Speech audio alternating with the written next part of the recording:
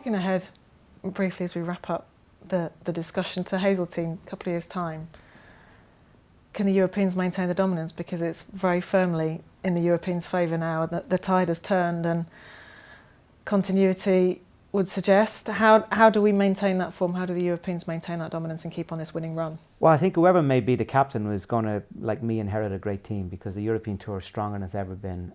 We've got guys like rookies able to stand up to the plate like Jamie and Victor and Stevie did this year and just hit the ground running. So our rookies are great. We've got great top players as well too, who are dominating the top of the world rankings. So we're going to have a strong team, but that doesn't necessarily mean you're going to win. But it gives us a great chance. And the Americans are gone away. They're licking their wounds. They're going to galvanize themselves. They're going to regroup, and they're going to come back, and they're going to have some new ideas.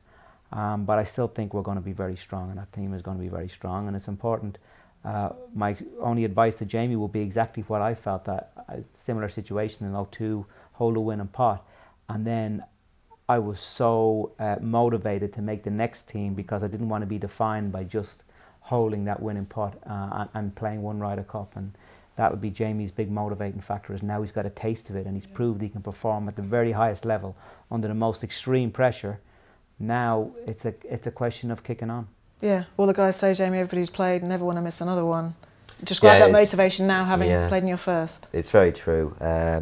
You know, as soon as that's the week's finished and it's all, the dust is settling, you just think, you know, I don't want to miss another one, sort of thing. I mean, you have to. I have to play as well as I can possibly play to get in. You know, but that's something that, you know, that I want to do. I don't want to miss another one.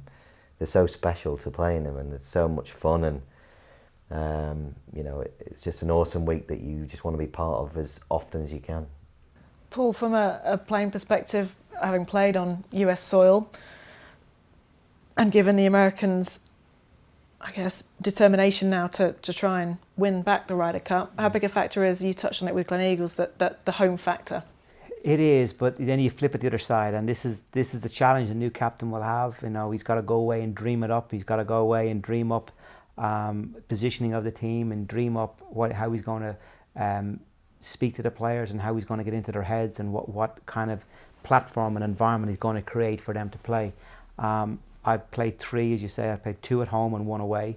Probably the one I played the best in was the one away, even though I hold a winning putt in the Belfry. The one I played the best and enjoyed probably the most was actually in Detroit, Bernard Langer's team up, and there was something nice about the opposite, the flip side of the crowd. So knowing you're going to hold a putt from 8 feet and there's going to be silence, and or if they hold a big putt from 20 feet and the crowd go absolutely ballistic, and then you've got another putt from 15 feet for a half.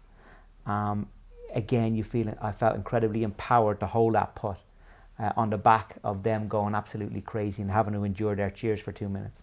So that can be a motivating factor as well too.